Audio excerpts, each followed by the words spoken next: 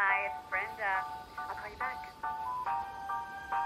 Hey, Brenda, it's Wes calling you again. I just needed to hear your voice. I love you very much.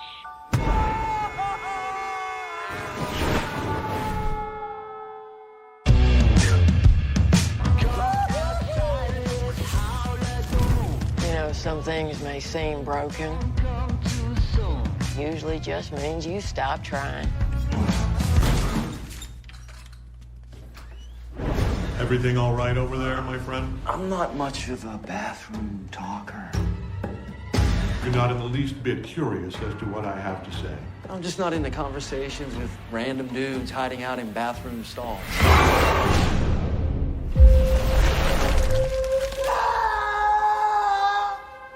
No one is coming to help you, friend. So you're a god living in a rest stop bathroom in a stall that's glory hole adjacent. I am he. I am that God.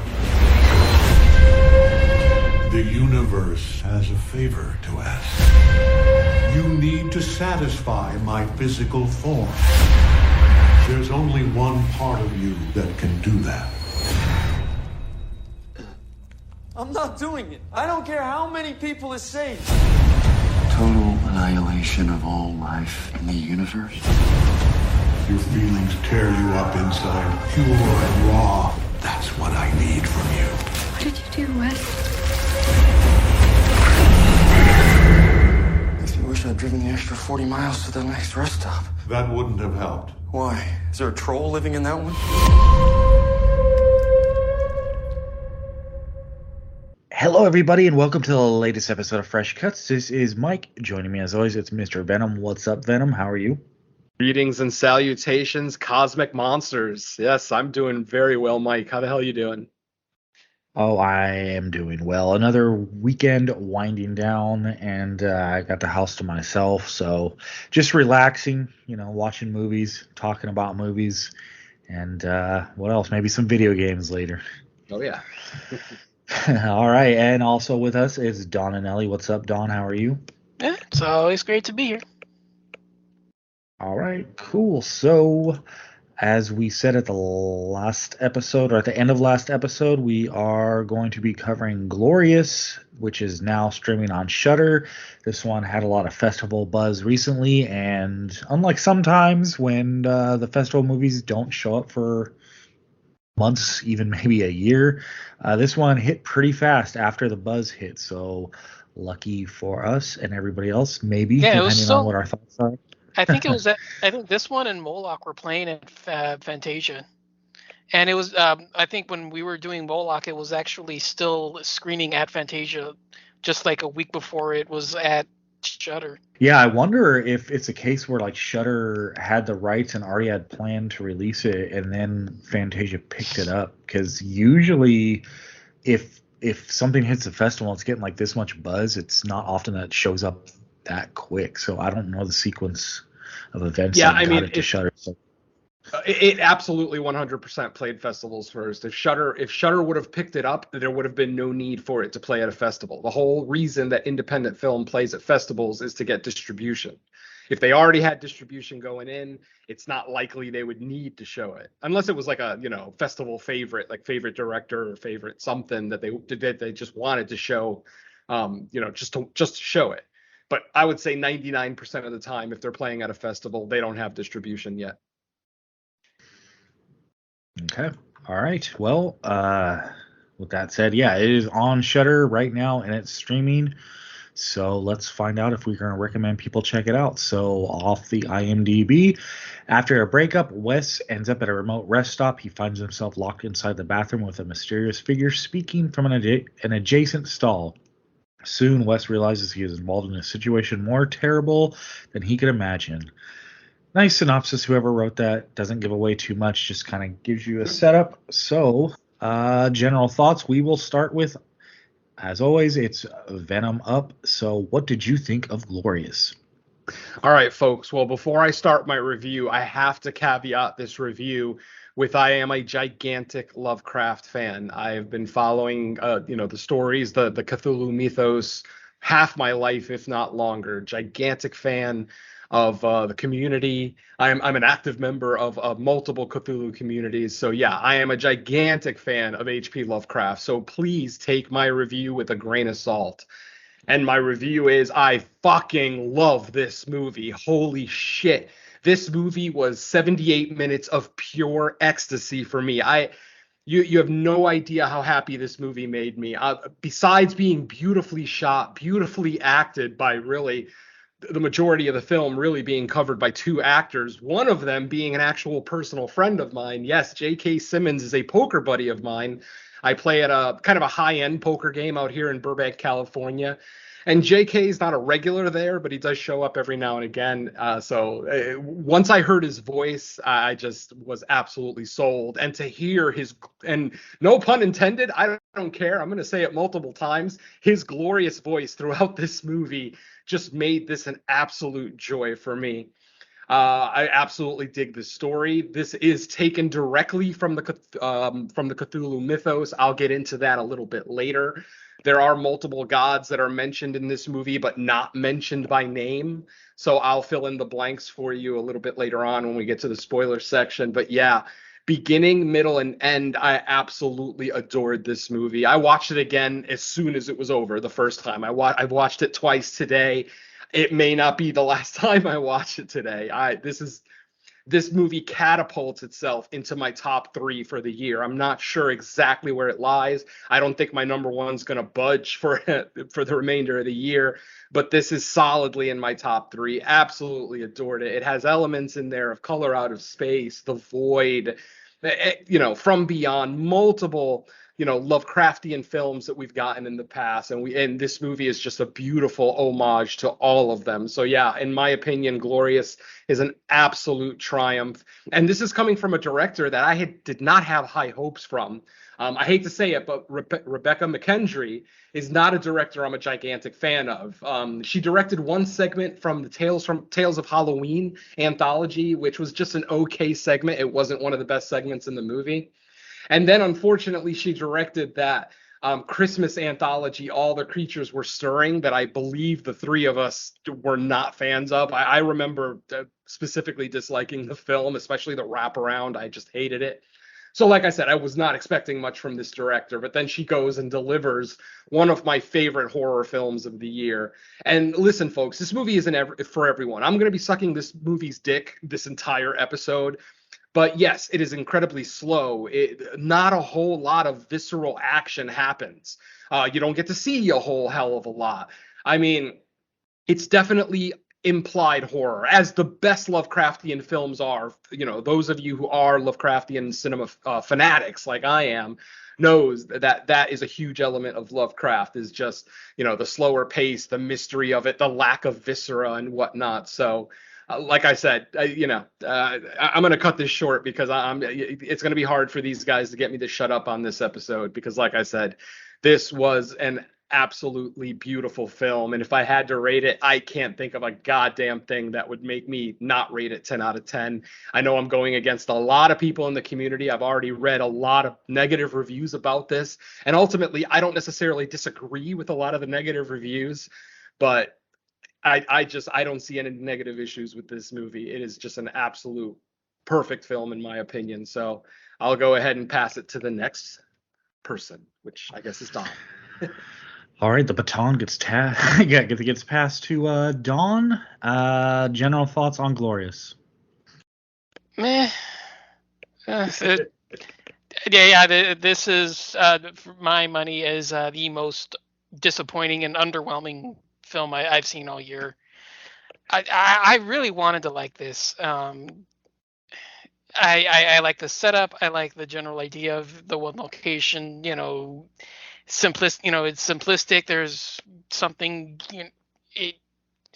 I'm going all over the place just because I want to trash this thing to pieces. But I'll say this: had this been an anthology segment, I would be right up there with Venom as a 10 out of 10. But for me, 90% of my issues with this is the fact that nothing happens. It's one person shouting at a bathroom stall for 90 minutes, for 90% of the running time. And that just grows weary. That just grows tiresome. We don't get any real stakes in this until, 15 minutes into this thing, and it's only 80 minutes. It's like, okay, we spent the entire film for what? Like, it's just these two people talking to each other. And then we get the payoff and the resolution, and it's like, it makes everything all completely pointless. I absolutely hated the final 10 minutes of this. I thought it was an absolute complete non-net starter. It destroyed any and all goodwill that had been built up for me. The visuals are okay, but again, it's just one person shouting at a bathroom door, and you got to do something more than that. And I wasn't completely interested in the guide before we get the final revelation, so yeah, a lot of this was just a complete no-go for me.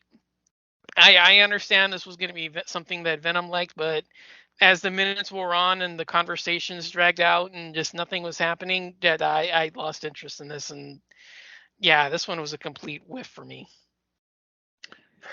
It's funny because when I was done watching it, I'm sitting on the couch the first time thinking, you know what? You could take out all the horror. You could take out all the Lovecraftian elements. You could take out all the mystery of it. You could give me a 3-hour movie of just J.K. Simmons and this guy talking in a stall, and I would be completely enthralled and entertained. And I think that's going to be a big part of the difference between, horror fans and their reviews of this film. Who can who can accept a kind of a Tarantino-esque set of dialogue, Tarantino, Kevin Smith-esque, type of dialogue, these two characters just going back and forth. I'm not going to disagree with Don. He's not wrong in any way, shape, or form. But the reasons that he hates this movie are some of the reasons that I absolutely adore it. So, yeah, it's definitely going to be hit or miss for most of the people in our community. Okay. Well, so far we've heard two ends of the spectrum on Glorious. So where am I going to land? I am going to land on Venom's side because I love this movie. I guess, somewhat to set up the table, when it comes to cosmic horror, with a heavy influence of Lovecraft, two things you almost have to be willing to give it is there's never going to be, well, I guess if you say cosmic horror done right and sort of staying true to, I guess, unwritten rule. I don't know exactly how to put it, but basically you're not going to get 100% explanation for everything. But I thought, like, when you compare this movie to something like Color Out of Space, I thought this movie did a lot more charity to kind of give you some type of framework within what's going on. Because something like Color Out of Space or even other cosmic horror, a lot of times you get similar things going on in this movie, but you get zero explanation and zero context at all. And you really have to just accept that when it comes to cosmic horror, there's no specific reason sometimes things happen, and two, it's very big on the fact that it's not working within a good versus evil framework. It's working within things happen because they happen, and that's all there is to it. And when you're dealing with otherworldly or other dimensions or whatever, however it's framed within the story, it's often that our characters are just introduced to something or something that it's just changing the things around us, and it's very intentional that it's operating outside of like anything our minds can understand, because we have a very earth-like understanding, because that's the world we live in. So I think you have to give cosmic horror that charity up front, and if you don't, it's automatically going to be a negative for you. Now, with that said, that doesn't mean that every cosmic horror that does that aspect right gets everything else right to people. Like, people could say, hey, I fully give it that charity, but I just didn't like other elements of the movie, which sounds like that's what Don was saying. Like, he has story issues, it seems. So I just wanted to clarify, there are valid criticisms even if it adheres to the cosmic horror elements. Now, for me, I tend to be a fan of the writing and the story and the characters we get, and I thought that we get a twist somewhere down the line in the story, which I thought worked. And I was a fan of I was a fan of the fact that it's obviously a lower budget independent movie, but when you have people writing and directing that seem to understand how to operate within those constraints, I think you can still get a really effective product, and that's what I found here. The few times we do get some shots of what our character is dealing with, I thought they looked great. I thought it was effective. I thought it was jarring a little bit, because that tends to be the goal of cosmic horror. It's otherworldly, so you get some of that. I love the color palette. I mean, we've seen the color palette before in other cosmic horror, so that shouldn't be a surprise. Lots of deep blues, purples, kind of almost hot pink at some point. Oh yeah. Also, it's small, tiny cast, primarily one location. So for me, I was fine with that. Like I said, with these types of movies, it's imperative that the story and the writing is strong. Otherwise, yeah, you're gonna it's gonna get old because you're like nothing much is going on, which I think is what Dawn felt. But for me, I was fine with the story. It was kind of nice to see the main character, because that actor, I haven't really seen him since he was on True Blood as Sookie Stackhouse's brother, Jason Stackhouse. That's probably what he's most known for, and I haven't really seen him much since then. And then obviously J.K. Simmons in it, and I liked where it went, and I also think another smart decision to make it a barely 80-minute movie, because it's a smaller budget, smaller scale story. It feels like it did what it needed to do, and it was done, and makes it easy for me to like throw on again. Like Venom said, he's already watched it 3 times. Twice today. Right. So I mean, and I didn't know a ton of. So for me, I'm not someone that usually like avoids, knowing or looking up movies beforehand. The only reason I really didn't with this one is because we already kind of brought it up at the beginning that it got the festival buzz, and then by the time I was even like starting to like look into what it was, they already announced it was coming to Shudder this quick. So I was like, well, now I really don't even need to. It's going to be available in a couple weeks, so I'll just go into it blind. Other than kind of knowing it was a cosmic horror, but I didn't know the setup or anything or who was in it.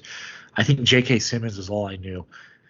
So like, I'm like, well, I'm on board because J.K. Simmons is awesome. But yeah, I thought this was great. And as of now, yeah, it's easily in my top 10. Where on my top 10, who knows? But as of now, it's definitely there. Had a blast with it. And this is when we talk about independent filmmaking, you a lot of times you're gonna have to scroll around and search for like stuff that kind of rises above the fray, and I felt this did. I felt this is the kind of movie to me that like bigger studios with bigger budgets to hand out should take a look at and be like, okay, who wrote it, who directed it, who did effects on it, obviously in that smaller budget, and we should hand them more money to see, if they have the ability to write a bigger story. Let's see. So yeah, I was a big fan. Yeah, I mean, you talk about a bigger story, and one of the really huge things I love about this movie is the fact that it is a tiny little story. It's just 2 entities in a bathroom for 78 minutes. I mean, that's really, it's like the simplest explanation of the movie. Yet, being that it is a tiny movie, it has universal consequences, and I absolutely adore that. Obviously, cosmic horror has to have some kind of more universal consequences to really, kind of add to the dread of the film and the sense of urgency. Big stakes for being such a small story. Exactly, yeah, and that's truly that's the strength of well-made Lovecraftian film, is that you can take a little story but make it this cosmic nightmare that could affect every entity in the universe. To me, that's huge. And everything that Mike said, like I said, I barely talked about the filmmaking of this film, but yeah, I mean, the colorscape, the color theory throughout the film, the performances, just the different Even though the movie does take place, 90% in the bathroom, we do get some flashbacks in other areas and different things. And then during the finale, we get a reveal, a plot twist that this movie didn't even need. One of the great things about Lovecraftian horror is that we don't know why the protagonists are being put through what they're being put through. Think back to The Void, 2017. Those who've seen it, those two people at the end of the movie, what did they do to deserve that fate? Nothing. They did nothing but be good people. That's the nature of cosmic horror. We don't know why it's happening. In this movie, they actually give us an extra little shred of Wes's past that might kind of lean towards why this is happening to him. And even though it wasn't necessary, I absolutely loved it. There's one shot in this whole movie that I do kind of regret. I'll talk about that in the spoiler section. And again, that kind of leads back to the nature of cosmic horror and the mystery of it. But even with that one, little nitpick that I'll have about the film, this is an absolute just beautiful film for me. I see why people don't like it. I see why Don hates it, and Don's points are 100% valid. And that's why I did the caveat before my review. I am such a huge Lovecraft fan that, I didn't know what this movie was going in whatsoever. All I knew is that it was getting some really good festival buzz, and it dropped on Shudder this week. So I was like, let's go ahead and do this one, just because I haven't heard this kind of festival buzz from a movie since The Sadness. So I'm like, okay, let's do it. Or maybe since Hatching.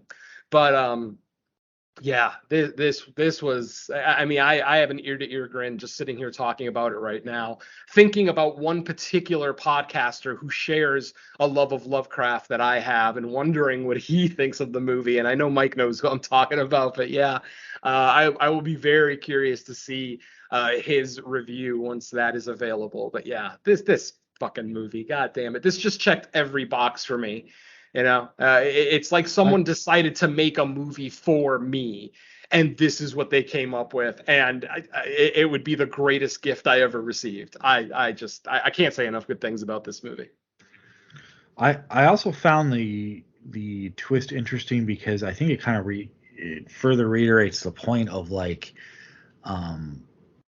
otherworldly or cosmic forces don't really care as far as good and evil. Like, we find out why this particular person or character was chosen for it, and it really has zero bearing on what we would consider good or bad in a person, And I think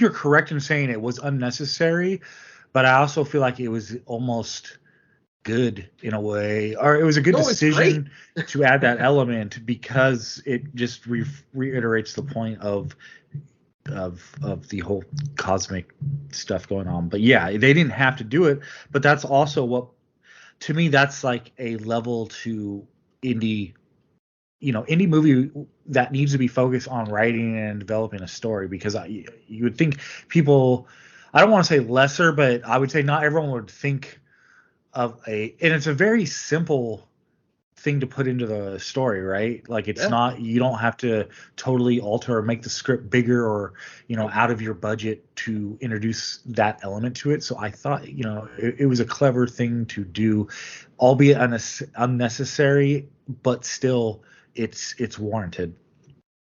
Like I said, I don't know if I'll go as far as to say warranted. I'll say that particular decision with that plot twist is going to bring in a lot of non-Lovecraftian fans, because if you don't have that plot twist in there, a lot of people that maybe don't consider themselves Lovecraft fans are going to wonder, well, what the hell, what was the whole point of this, blah, blah, blah. And those types of non-Lovecraftian fans don't understand there is no point.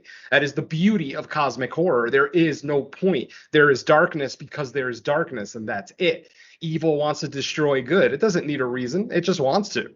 And that's what I absolutely adore about it. So yeah, again, this goddamn movie. I just love it so much. I'm so sorry, Don, that you had such a bad time with it, because I'm sitting here with my nipples hard, just so happy to be standing here talking about it. Oh man, what else can we say that isn't spoilery? Ultimately, it's just a matter of the story now. We've already talked about as much as of the two characters that we really can. without spoiling anything. Yeah, I'm looking down my I notes. Surprisingly funny. That was one thing I wanted to say about the movie. There are multiple moments in the movie that made me laugh out fucking loud, and I will happily admit to it. I don't care. Some of them, some people might look at these 2 or 3 gags and just roll their eyes, and that's fine. Again, no one's right or wrong, but for whatever it's worth, they tickled me so much. I just literally, I'm sitting here alone in my house, just laughing like what De Niro in Cape Fear, just as loud and obnoxious as possible, and it totally works for me. I would in no way ever call this a horror comedy, in no way, shape, or form. But like I said, there are 2 or 3 little quick gags that totally did it for me. One in particular has to do with the glory hole in the bathroom. That just I lost it. I so lost it. But it also made sense that Wes, as a normal human, would assume that's what Gat was talking about. I'm being cryptic as shit, I understand, but this is just for the benefit of the people who haven't seen the movie. So I would say, if you gentlemen don't have anything else to say, this would be our final spoiler warning. If you have not watched Glorious, please go and watch it right now. It'll only take you 78 minutes. Go ahead and pause us and come back. Otherwise, if you haven't seen it or are not a fan of Lovecraftian horror, please join us for what won't be much of a walkthrough. There's not a whole lot to talk about here. As all of us have already said, a majority of the film is just 2 characters talking in a bathroom, and that's that's not hyperbole, folks. We're being literal here. So yeah. So let's go ahead and start with our description of Glorious. Our movie opens up with a shot of Wes just standing in a black void. There's nothing that is visible other than he standing in the blackness. And he's just listening to a voice, kind of speaking cryptically, while he's looking around, almost frantic, like not knowing what's going on. And then the movie just kind of goes to black completely. We get our title card. So it's a very cryptic cold open, if you can even call it a cold open. It's so fast. At this point, we are introduced to Wes. He is driving somewhere. We're not sure. He obviously looks very, very distraught. It looks like he hasn't slept in a while. It looks like he hasn't eaten normally in a while.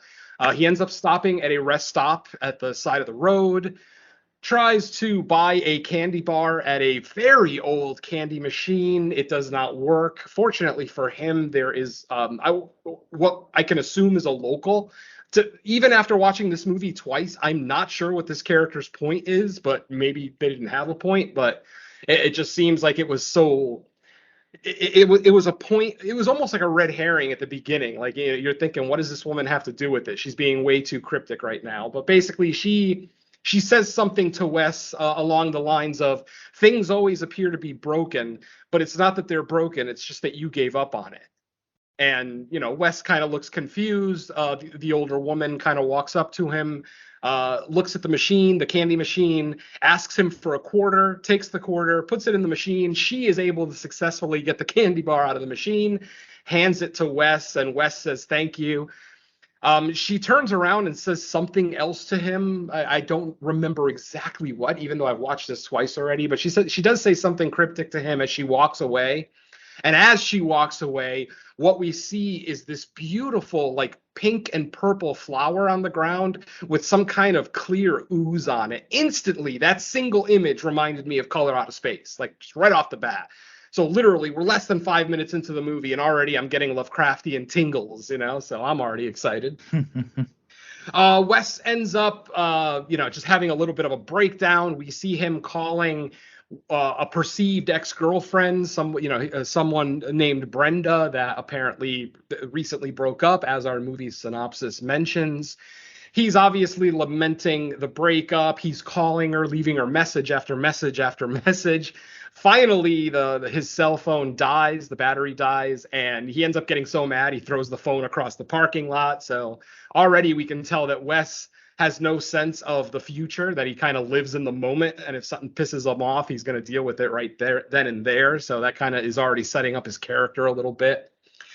He ends up pulling out a bunch of stuff from the car. Perceivably, it's Brenda's stuff that maybe he's either returning to her or stuff that she left at his house that she doesn't care about anymore. And he's looking through pictures and, personal items, things like that. He starts crying. At this point, he pulls out a bottle of whiskey and he just starts taking these gigantic swigs out of it. Starts basically burning all the possessions that he had in the back of his car. And his back seat was full of just random crap. Like I said, it looked like he was going like a cross-country move or something. Like he was going somewhere for a long time. And so he basically burns everything in there, drinks the final swig of his whiskey bottle, and passes out. Oh, I forgot to mention, he burns everything except one single picture of Brenda, the girl that's, that he is perceivably broken up with recently. So he passes out. The next morning, he wakes up. He accidentally threw his pants into the fire in his drunken rage. So he is now there in his boxers and a shirt and a button-down shirt, very, very hungover. He runs into the bathroom to puke. And they actually kind of make a gag out of it where it seems like he's puking just way more than humanly possible for a guy who drank half a bottle of whiskey and a chocolate bar. But there it is. He's puking his brains out.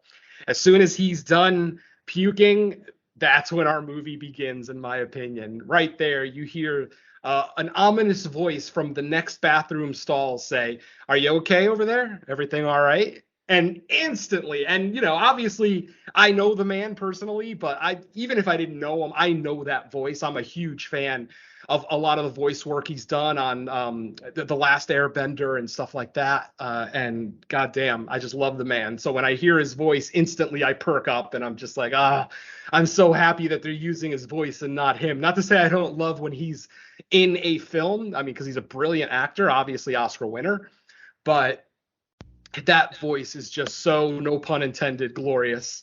Just such a perfect voice. I mean, there are few voices that I think would have been better in this role. There's not too many James Earl Jones or Patrick Stewarts left in the world, but goddamn if J.K. Simmons doesn't fit the bill. So we hear this mysterious voice in the next stall just starting a conversation with Wes. Basically, Wes is trying to tell him, "Hey, look, I'm not much of a bathroom talker. I'm sorry. I don't really want to engage with you too much." But the voice is very polite and very almost sensitive to his situation, that he's hungover. He even asks him very politely, "Is this a result of imbibation or from libations or something like that?" And of course, Wes says yes.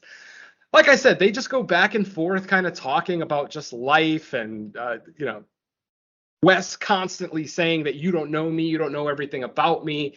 But then at this point, the creature in the or the entity in the stall basically puts his cards on the table and says, "Okay, I'm going to be honest with you. Have you ever heard of a god who was created?"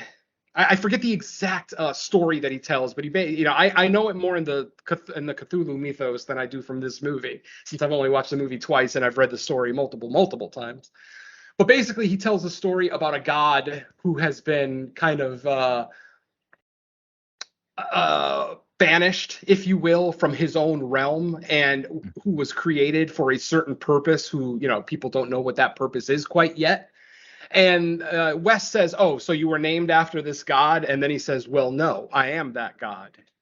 And one of the first funny scenes I actually liked in here is how basically the god helps Wes pronounce his name. Apparently this god is and he kind of has a cute joke about it where he says, "I'm sorry that I'm going to make you, pronounce my name this way, but I'm a stickler for proper pronunciation of my name, and no one ever gets it right when I just say it to them." So he basically has Wes grab his tongue between his forefinger and thumb and say a certain phrase. I forget what the exact phrase was, but while he's holding his tongue, it sounds like gibberish, obviously, but then as he slows down his speech pattern and the timbre in his voice, finally he says, Gata Noatha, right? Was that the name of it? Gata Nathoa. I'm so sorry. I'm all over the place. GhatanoThoa. Gata Nathoa. And they kind of they have a couple of pleasantries, you know, back and forth. Obviously, Wes doesn't believe him. But then every time, like I was saying earlier, every time Wes basically says, "You don't know me," Gat, as he is affectionately called for the rest of the movie, basically proves him wrong. Says, "No, I know everything about you. Literally, I can get into your head anytime I want." And he proves it to him by showing him a memory of Brenda, like a good memory that they had. But then suddenly Brenda starts growing tentacles out of her eyeballs, and her voice starts to change and start to sound more like J.K. Simmons. He, of course, Wes, wakes up and realizes, you know, you can get into my mind. And he's, of course, yelling back and forth, you know, get out of my mind. Fuck you. You don't know who the hell I am. You don't know anything about me. And, of course, you know, Gat is basically proving him wrong at every turn. Obviously, there's a lot of scenes back and forth. There is a little bit of a backstory where Gat actually lays it on the line. Like, and this is what Mike was talking about, that usually with cosmic horror, it's more about, oh, it's just happening because it's happening. But in this film, we actually get a legit explanation from the horse's mouth, from the god who is about to perpetrate the horror that's about to be perpetrated.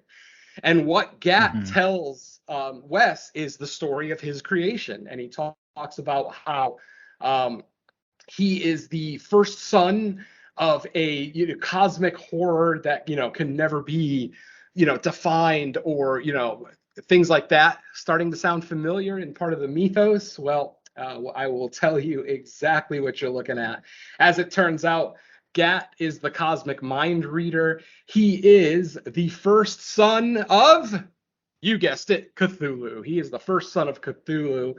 And as Gat is telling us the story, he's telling us the story of how the youngest son of Cthulhu, the final son that was created, actually cut his father open. And the ooze that kind of came out of the wound created the universe, created the stars, the sun, the planets, people, you know, life, everything. That this ooze basically created the universe. Now, because of this, Cthulhu was very spiteful towards humanity.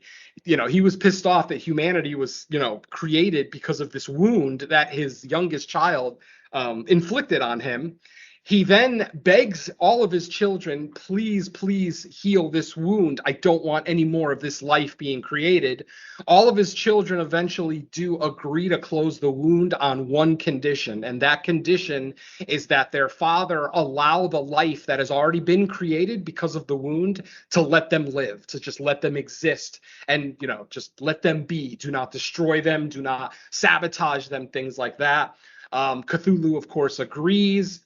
But in Cthulhu's anger from being kind of shysted by his children, he basically assigns Gatanathoa, or Gat, as the destroyer of Earth. And basically, he is created to do nothing but destroy all life in the universe, but he needs his father's power to be able to do this. Now, during the struggle after the wound was closed on Cthulhu, his children, all of his children basically banished Cthulhu. They trapped him in some nether realm somewhere. I don't remember the exact names of everything, but basically trapped him, which left Gat without the power to be able to destroy the planet. So basically, the planet and all life in the universe was safe as long as Cthulhu was kept in check. Now, what happened, of course, Cthulhu gets out, and as soon as he got out, it basically took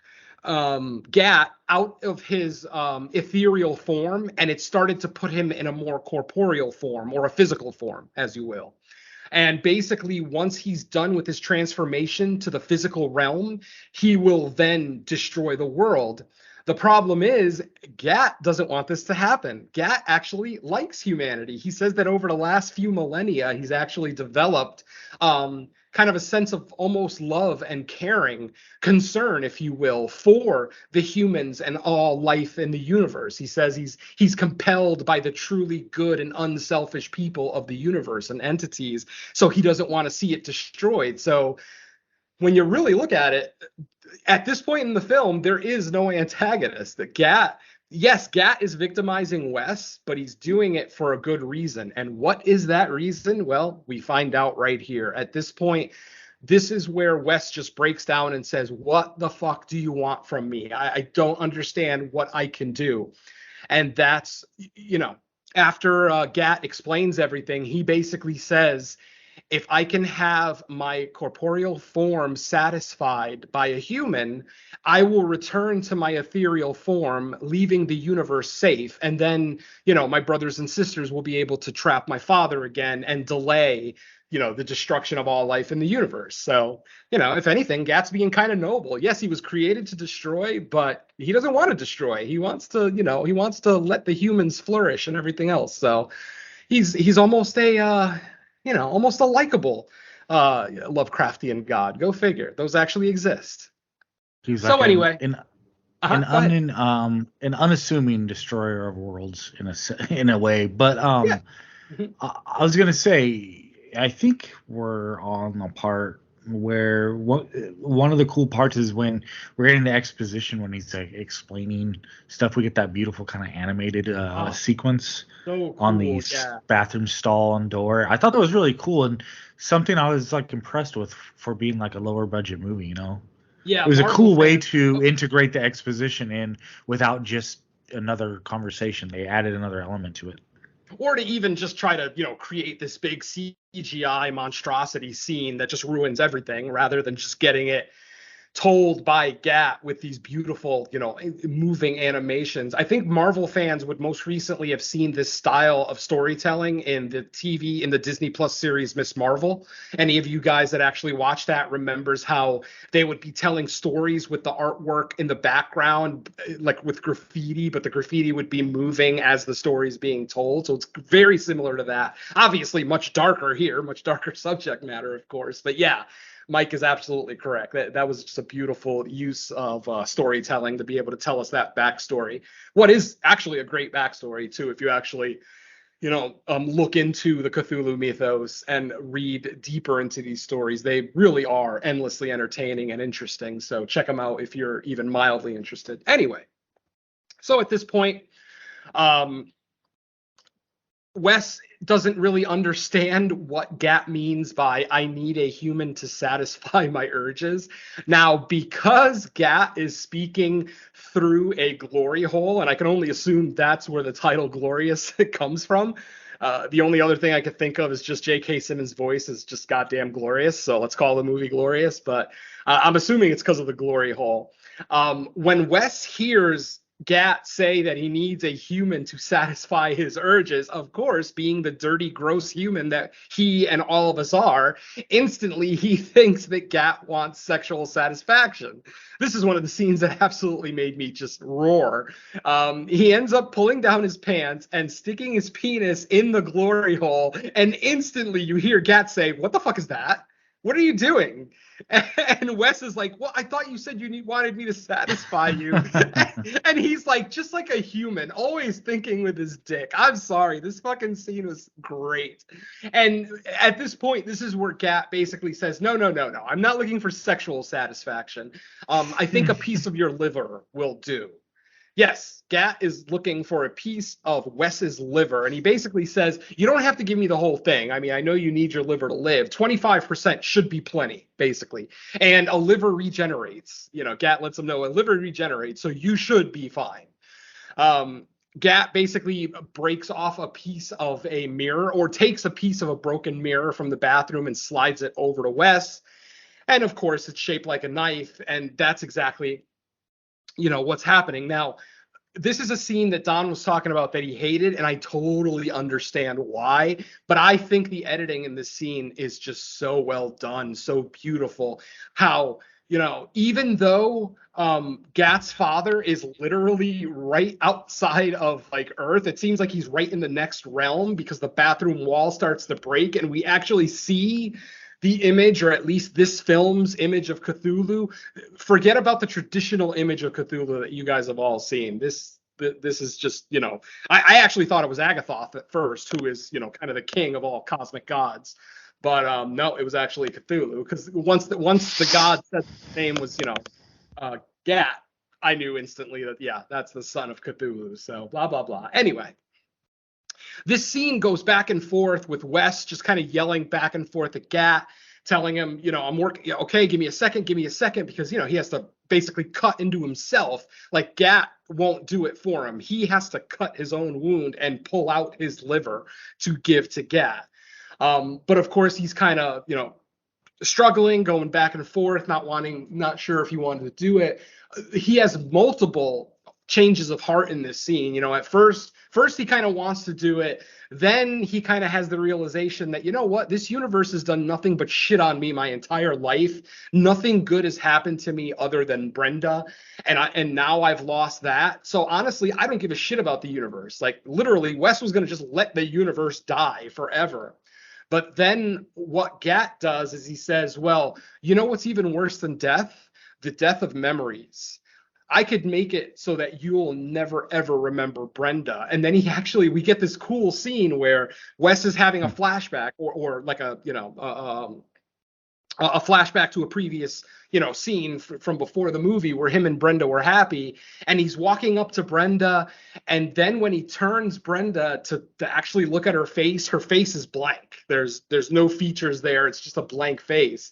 And that's when we hear Gat's voice say, I can make you forget Brenda forever. And there's nothing you can do about it. Obviously, Wes starts to break down. He's like, no, please don't let me forget Brenda. I don't, let me just see her one more time in my head, and I'll do whatever you want me to do. Gat concedes and lets him see Brenda in his head one more time. But what he lets him see is what happened to Brenda. Yes, my friends, this is where we get the reveal of Wes. Throughout the movie, we see Wes with a red box, kind of like a box with pictures in it and other little personal, like a trinket box, basically. He burns that box early in the film, but the camera kind of focuses on that box multiple times throughout the film. So obviously there's a little bit of a mystery of what's in this box.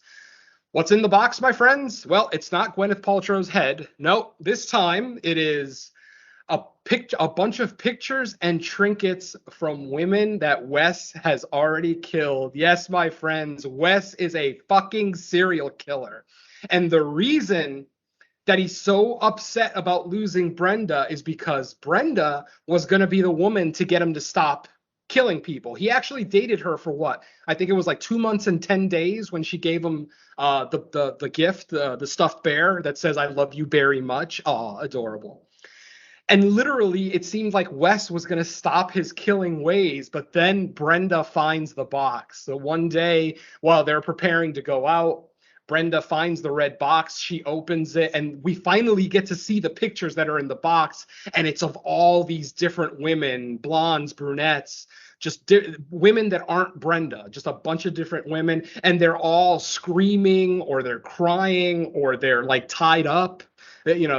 Obviously, these are all basically victims of Wes. And then at that moment, Brenda turns towards Wes, and Wes is now holding a knife in his hand. And without actually seeing Wes stab Brenda, the camera kind of pans back on a shot of Brenda, and we see that she's bleeding from the midsection, and she passes out. And there you go, folks. We get our reveal that Wes actually does fucking deserve what's happening to him in this scene, in this film, excuse me. Which, like I said, it kind of goes against standard cosmic horror tropes. As I've said multiple times, the standard is that we don't know why bad things are happening to the protagonist of the film. But as this film turns out, it's funny because our movie starts with Gat as the antagonist, Wes as the protagonist. But in this scene, roles are reversed, my friend. Suddenly, Gat is the good guy who wants to save the universe. And Wes is the piece of shit who has a body count across this country of the women that he's fucking taken out. So finally, Wes just kind of comes out of his trance, if you will, comes to his senses and says, okay, fuck it, I'll do it. He goes into the stall. We start to get the scene where he is basically taking the piece of glass and he's cutting into his own abdomen. Oh, and this is the gag that I fucking lost it. You guys might not even think that this is funny, But I laughed so hard the first time I had to pause the movie because I was worried I was going to miss something. As soon as Wes starts to cut, like he starts to put the blade up to his stomach to cut it out, the music is like, it's swelling, it's getting to this intense crescendo, and suddenly, just as Wes is about to cut into himself, the music stops, the score goes silent, and you hear Gacko, Wes, it's on the other side. He was about to cut into himself on the wrong side to get his liver. I don't know why that fucking tickled me, but it absolutely did. Just the way that the music was swelling and we're all anticipating this piece of glass about to go into his stomach and it all just stops. I fucking lost it. I'm sorry. Wow.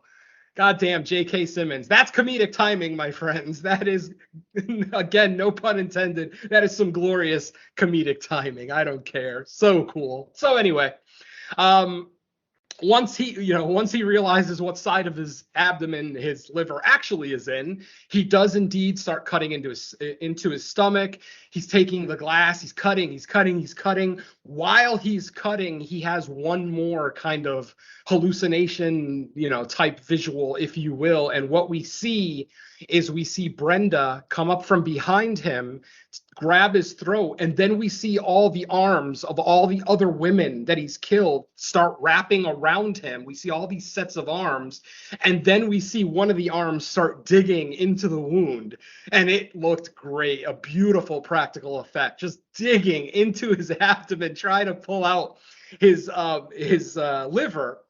And then he kind of snaps out of the hallucination. And what's actually happening in real life is he's made the incision, and Gat actually has a tentacle sticking out of the glory hole, sticking in what is a very phallic scene, by the way. Basically, he's got his very phallic tentacle coming through the glory hole, digging into Wes's open wound, and pulls out the chunk of his liver that he actually needs. And literally, the instant that he pulls the chunk of the liver out of Wes, pulls it into the stall with him, everything goes quiet. All the noise, everything just goes quiet. And Wes thinks it's over. Wes is just like, oh, good, it's over. He's obviously, his flesh is gray. He's so pale. He looks like he's about to die. He starts to walk out of the bathroom.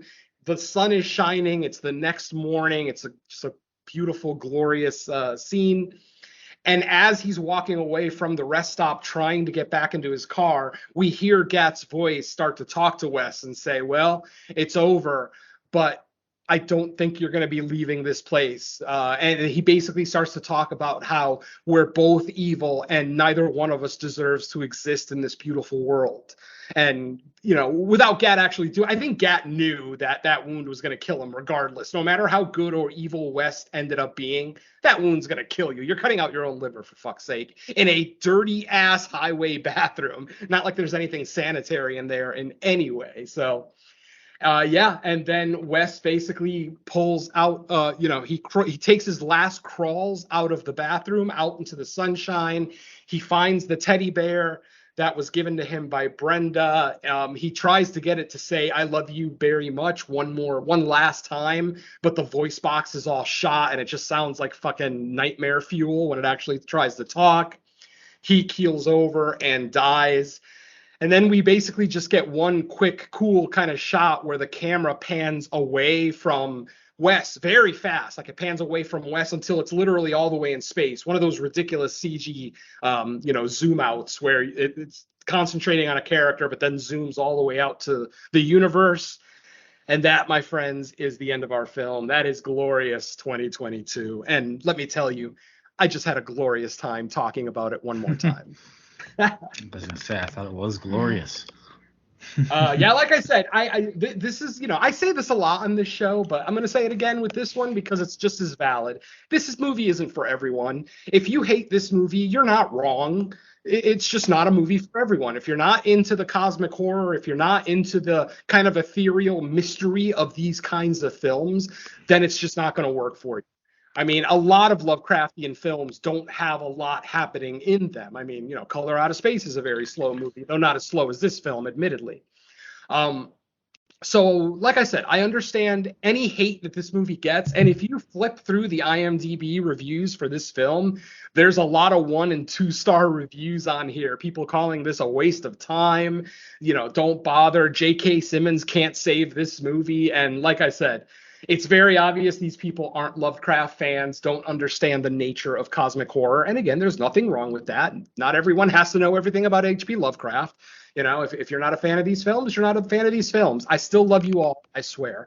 But I fucking love this movie. I don't care. I will unapologetically die on this hill that this is one of the best horror films of 2022, and I'm sticking to that. Yeah, I agree for the most part. I think it was really good, really quick watch, really effectively done. Enjoyed the story, like the effects that they were able to give. I'm trying to think of the score. I mean, the score was subtle, okay. But I Yeah, still, yeah. I mean, it kicked in all the usual spots you would expect it to. I wouldn't say it's memorable.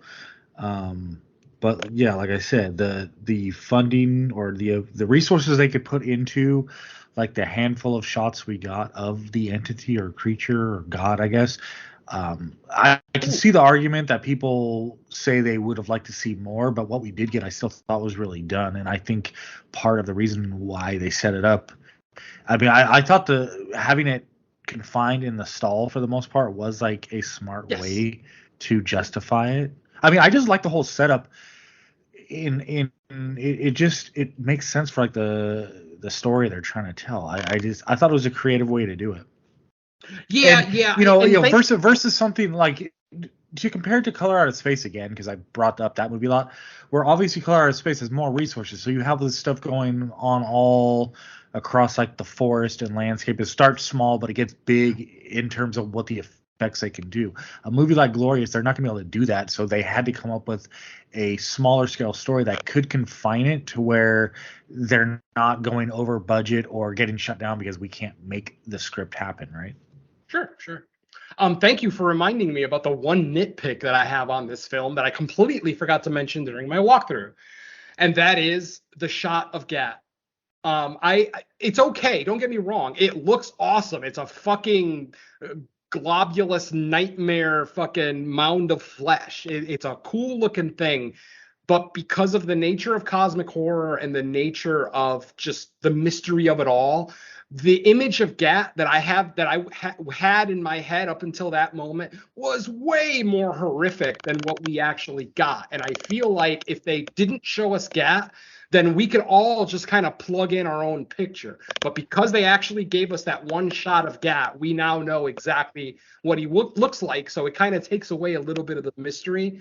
I don't necessarily regret that shot because, like I said, it is still a nice shot. It looks cool. And especially for Wes, maybe it makes sense to show himself to Wes, knowing that Wes has, sacrificed what he needed to sacrifice to save the universe and that he's about to die anyway. It makes total sense from that aspect.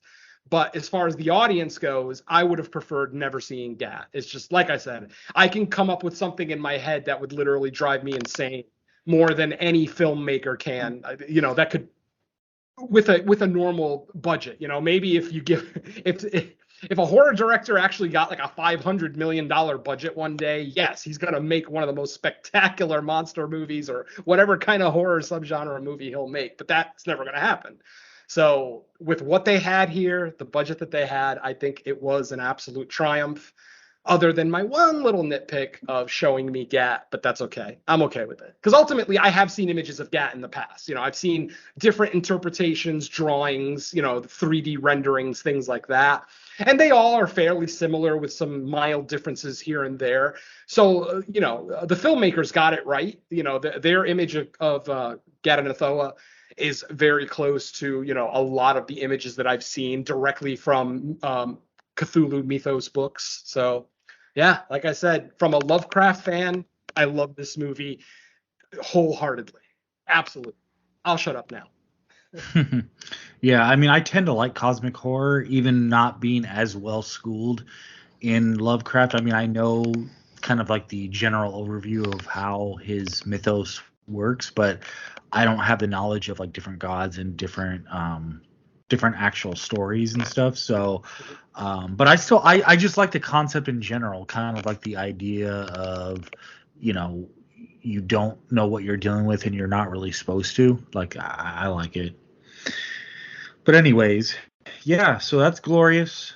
It is on Shudder, like we've already mentioned, so check it out and let us. Well, I assume if you listen through the spoiler section, you already have watched it, but if not, check it out and let us know what you think. I've noticed like episodes I'm getting on or I'm putting on YouTube, they're starting to get like people clicking like, but I'm like just waiting for people to start commenting because I just want to see what people have to say. Yeah. And folks, this was a really quick walkthrough. I kind of sped through it. There actually is an on-screen death in this film. There actually is one human death in the film, but I skipped it completely because it doesn't have a huge bearing on the end story. Ultimately, it was kind of just like a side note to, you know, just to add a body count to the movie, I guess was the reason they did it. But so, you know, I'm going to skip that completely. I'm not even going to talk about it. But yeah, if you want to see the final adventures of Gary C., definitely check out this film. All right. Well, that is going to do it for this episode and our review discussion on Glorious. So before we get out of here, let's go around and find out what is the latest from everybody. So Venom, what you got? All right, not a whole lot new from me. Still, Creature Comforts episode 11 is our latest one, though we will be recording our first anniversary episode. We'll be recording this week. It is the first anniversary of Creature Comforts, a full year now, so yay for us. That'll be a Fantasia special, basically, where we're gonna take a look at 2 or 3 creature features that kind of played at Fantasia this year. They're gonna be spoiler-free reviews, very vague reviews, obviously. Some of these films might not even have an American release date yet, so like I said, they're gonna be just very spoiler-free and vague reviews. But as any of our regular listeners know, we usually only do 1 film per episode, so we'll be looking at 2 or 3. I think 3 is the slate right now. So yeah, that'll be a fun episode for our first anniversary. Check that out. That probably won't be available for at least a few weeks. Like I said, it's recording this week, and then we all know how slow I edit. So you know, it'll be out sometime in a few weeks. Let's see. Our main show, No More Room in Hell, episode 47, is still our latest episode where we looked at 2 of probably the best haunted house movies ever made, in 1959's The Haunting or 1959's House on Haunted Hill and 1963's The Haunting. Our next episode, we're going to be looking at facial trauma, where we're going to look at 1960s Eyes Without a Face and 2016 or 17's Good Night Mommy. Both movies kind of having to deal with characters who have had facial injuries or surgeries of some kind. So, and this is actually a request. This episode was actually a request from one of our fans. I'll get more into detail on that during that episode because I want to shout her out. But yeah, awesome selection on her part. So look out for that on the next episode of the main show. That'll be number 48 on, let's see what else we got. And is that it for me? Well, the summer series, Teapots, the podcast Under the Stairs. I finally recorded my final episode with Duncan and the rest of the gang, where we looked at all of the 6s, 1976, 86, 96, and 2006, to try to come up with the third best horror film of all of those years, to then have our all-encompassing greatest horror movie of all time list for next year's summer series. So look out for that.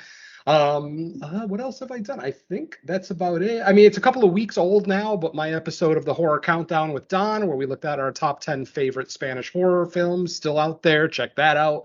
I like to push that episode a lot because of how different our lists were. Me and Don had 2 very different lists of our favorite Spanish horror films. So if you're maybe not averse with Spanish language horror and you're looking for some stuff to watch, that's a great episode to watch because you're going to get 20 great movies to check out, in varying degrees of greatness, of course. So check that out. And then I think, and you know what, we've already announced it on another show that isn't going to be released for a few weeks, but I'm going to go ahead and officially announce it right here. The latest venture in the No More Room in Hell family will be Mike and myself taking a look at our new show, which is called No More Room in Hell presents the Crystal Lake Gift Shop. And what that will be an episode by episode retrospective of the Friday the 13th series that aired from 1988 to 1990 on cable TV.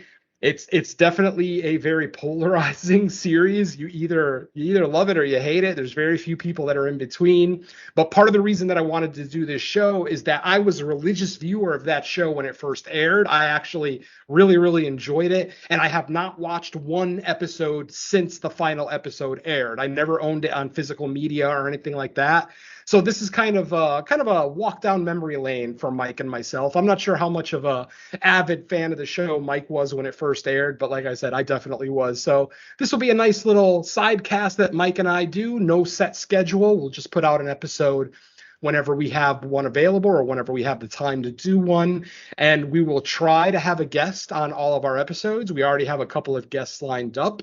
If anyone listening to my voice is interested in talking about an episode of the the only Friday the 13th TV series, by all means, hit me up and we'll get you on there. And I think that's everything I got, Mike. You had so much stuff. Did you mention the guest spot we both just did? Oh shit! No, I completely forgot. You know what? I'll leave that to you. I gotta let you talk about something. Okay, Don, what you got? I'm looking forward to Creature Comforts. As the supplier of the films, I'm greatly looking forward to seeing what they have to say because, I mean, I already know what the films are, but I'm looking forward to seeing what they're going to have to say. One in particular I'm really looking forward to because I think that's going to be a pretty interesting discussion. But as I said, since I know the films, I think they're all going to be, it's going to be a fun time.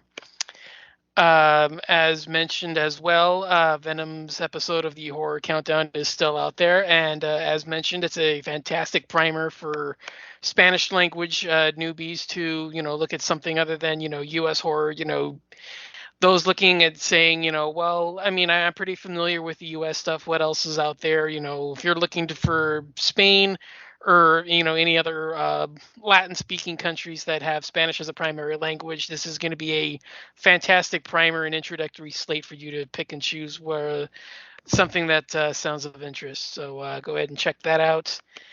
The latest episode of the Horror Countdown is now available. That is a look at my top 10 favorite 1970s Euro horror.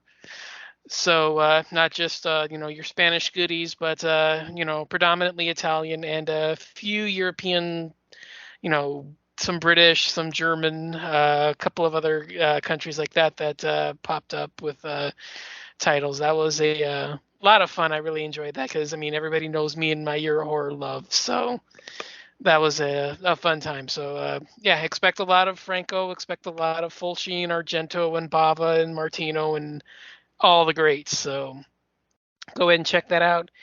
And I do have an update on the episode I did with the Nightclub podcast. That episode should be out by the time you hear this. I think it'll be maybe a day or so later than that, but it should be out by then. I'm told that it'll be end of the week. So like I said, that should be by the time you hear this, if not a day or so later. But it's 2 words, Night Club. You can find them online. They're pretty easy. I don't think they have a Facebook page, but they're pretty easy to find on most other services. So go ahead and check that one out. And I think that's it. I think that's all I got. Okay. As far as I go, Venom pretty much named them all off except the guest spot we just did on the Joe Blow Horror Show. We both jumped on there with them to talk about Conjuring, the original Conjuring. And it was a wonderful discussion with, varied opinions on the movie. So if you want to listen to that, I don't know. I don't even think we asked, even after the recording. I don't know what their turnaround time is with posting once the show is recorded. It's actually pretty long. So, the episode isn't going to be out anytime soon. They haven't even recorded, because they haven't even recorded them all yet. They only recorded Conjuring 1 and 3. They still got 2 and plus all the side movies to do. So I don't anticipate it coming out this month. Best guess, I'd say September. All right. Well, if anyone's unfamiliar with that show, Venom, you were on there, last summer to talk Day of the Dead? Yeah. Last summer they started their annual summer series. Well, they don't. I forget what they call it. It's not the summer series because they don't want to. Yeah, exactly. Scottish. It's like summer franchise something. I think that's like it. Summer the franchise or something like summer that. Franchise.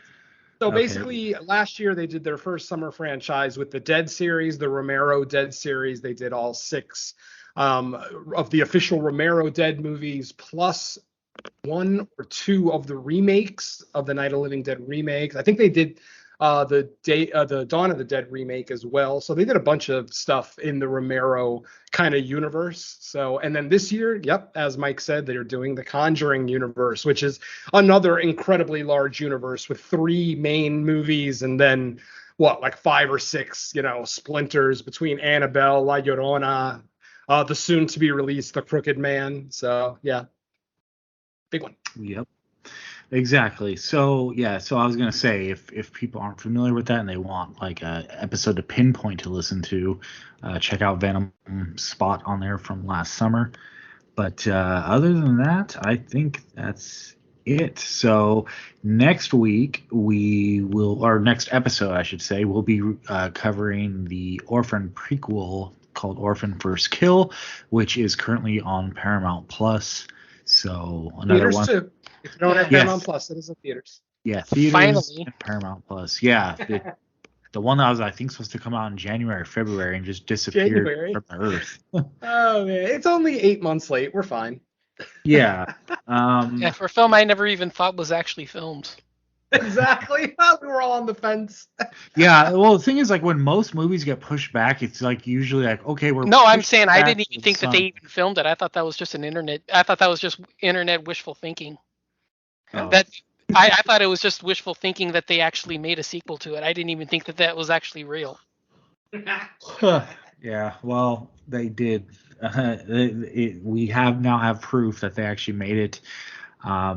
Not that it has much bearing on the sequel, but I will be rewatching the first one since it's been so long since I've seen it, and I'll see if I think the most interesting thing I'm looking forward to is, can the sequel match the surprise? Not surprise as in the twist in the movie itself, but just a surprise of me going like, wow, that was a lot better than I expected. Well, the twist was part of that, though. The twist was a big part of that for me. The twist anyway. was part of it for sure. But now the question is, like, without the aid of that twist coming, it's like, what are you going to do? Because the immediate thing I would compare it to is The Boy 1 and 2, where like The Boy kind of had a twist that I thought helped, and then 2 reverted back to like what I thought the first one would be like, and that's why I didn't like the second one. I'm actually glad that they went and did a prequel with this one, because it makes more sense. Even though the actress that plays Esther is 11 years older now, 12 years older since the first Orphan movie. So, I haven't watched it yet, so we'll see if she can still pull off playing that younger character. But I do like the decision of being a prequel, just because, a lot of us are interested to see how killers got their start. How did Jason, how did Michael, how did Freddy, what made them what they are? So I'm always interested in prequels. And honestly, a sequel, I don't know. I don't know if I'd even really be interested in a sequel, because she's just going to be even older, even in the movie universe. She's going to be, she was already 32 or 33 in the original. So now she's going to be like in her 40s, still playing a 9-year-old. That's going to be interesting. So I'm definitely glad they went for a prequel. Yep, for sure. So with that said, we will get out of here, and we'll be back in a week with our next episode. So thank you everyone for listening. Let's say bye to listeners. Later. Never ever use a roadside rest stop. Have a good night, folks. Yeah, for many reasons, cosmic horror or not.